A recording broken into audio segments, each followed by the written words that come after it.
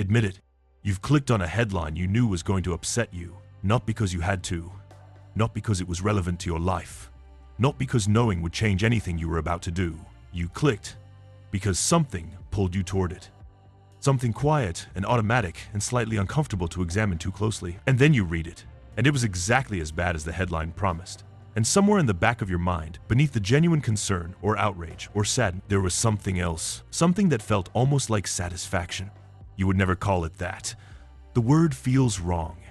It feels like a confession of something unflattering, but the pull was real, and you have felt it more times than you can count. So here is the question worth actually sitting with. Why? Why do human beings, who are capable of extraordinary compassion and genuine concern for others, have a measurable, consistent, documented attraction to bad news? Why does a disaster story outperform a success story every single time? Why does negativity travel faster, spread further, and stick longer than almost any positive information? And why, if it makes us feel worse, do we keep going back? The answer is not what most people expect. And it says something about the architecture of your mind that once you see it, you cannot unsee it. Let's start with something that happened long before newspapers, before social media, before any of the technology we now use to deliver bad news at industrial scale. Something that happened in the brain itself. Your brain is not designed to weigh all information equally. It never was. From the very beginning of human cognitive evolution, certain categories of information were treated as categorically more important than others. And the most important category was always the same: threat, not opportunity, not inspiration, not the remarkable things that were going right. Threat. Because in the world your brain was built for, missing a positive development cost you an advantage. Missing a threat could cost you everything, so the brain evolved a system that neuroscientists now call the negativity bias, an asymmetry built into the very architecture of how you process information. Negative events are encoded more quickly than positive ones. They are stored more vividly. They are recalled more easily. They receive more cognitive processing time. They influence decisions more heavily, and they capture attention faster than almost anything else. This is not a personality trait. It is not pessimism. It is not a sign of psychological disturbance. It is a feature deliberately, exhaustively, mercilessly built into the brain by hundreds of thousands of years of selection pressure.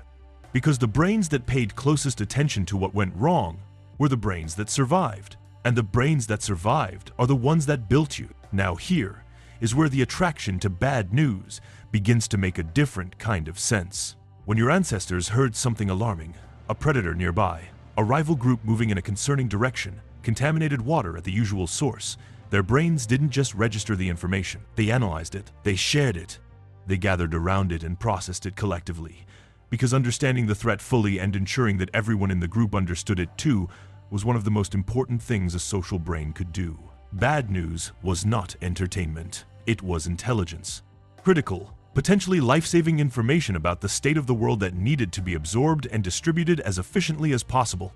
And the brain that found that process engaging, that was pulled toward threat information rather than repelled by it, was the brain that gathered more intelligence, shared it more widely, and kept its group safer. The attraction to bad news is not a modern pathology.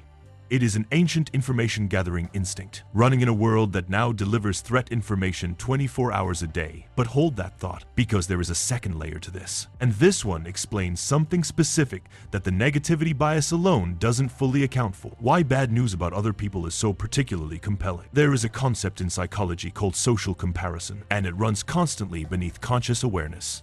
Your brain is always, quietly, monitoring where you stand relative to the people around you, not because you are competitive in some conscious, deliberate sense, but because in the ancient world, your relative standing within the group had direct consequences for your survival. Who had more resources? Who had more allies? Who was more valued by the people whose support you needed? These were not trivial questions. They were survival calculations. And so your brain evolved to perform them automatically, continuously, and largely below the threshold of awareness. Now here is what this has to do with bad news. When something goes wrong for someone else, when they fail publicly, when their situation deteriorates, when the carefully maintained surface of their life develops a visible crack, your social comparison system registers it, not with cruelty, not with malice, but with something that feels in the body, like a very quiet settling, a barely perceptible shift in your sense of where you stand, because the ancient monitoring system has just received information that, relative to someone else, your position has not worsened. That you are, in this one specific comparison, still standing. This is the uncomfortable truth beneath the cultural phenomenon of watching things fall apart. It is not that humans are cruel. It is that a very old system inside every human being is constantly running a calculation about relative standing, and information about other people's misfortunes feeds that system, even when the conscious mind genuinely feels compassion, even when the distress is real.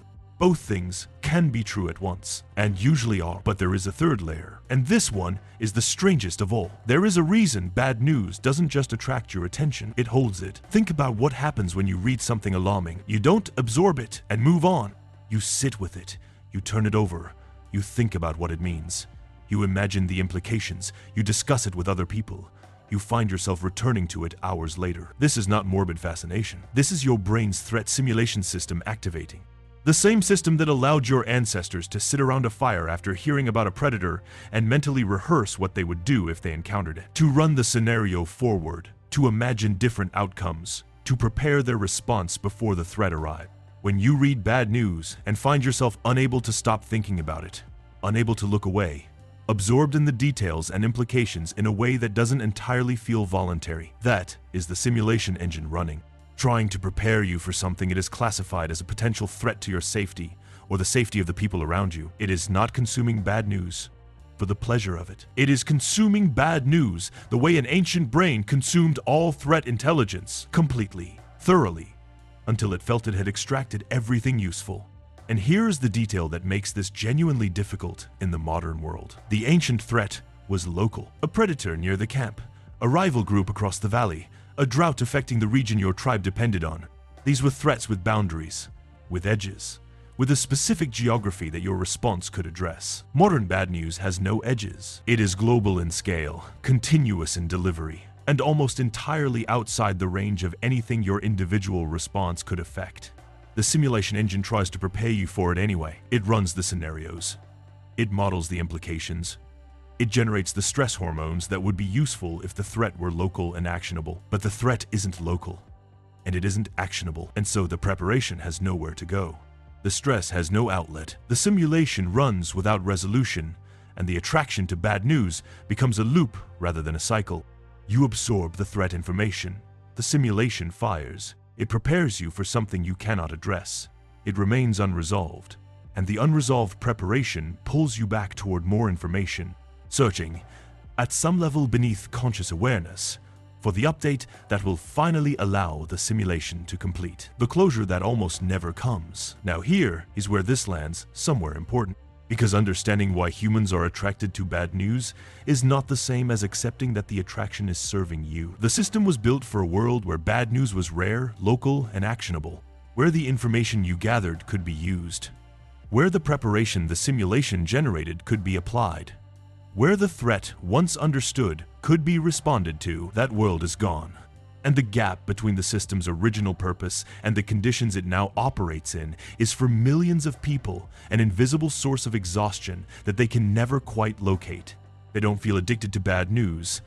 They feel informed. They feel responsible. They feel like turning away would be a form of willful ignorance about the world they live in. And some of that is true. But some of it is a system designed for a very different world, running on a supply of threat information it was never built to process at this scale, generating responses it can never complete, pulling you back again and again towards something that feels like information but functions like a loop. Here is the question worth carrying with you. Not whether you should follow the news, not whether caring about the world is a problem, but whether the next time you feel the pull towards something alarming you don't need to know, you can recognize what is doing the pulling. Not weakness, not morbidity, not some unflattering truth about your character. An ancient information gathering system, doing an ancient job, in a world that has handed it more raw material than it was ever designed to handle. The attraction to bad news is not the worst thing about you. It is one of the oldest things about you. A brain that wanted to know what was wrong in the world so it could keep the people it loved safe inside it. The world got larger, the news got louder, and the brain kept doing what it was built to do. Lean in, listen closely, make sure it understood what was coming so that when it arrived, you would be ready.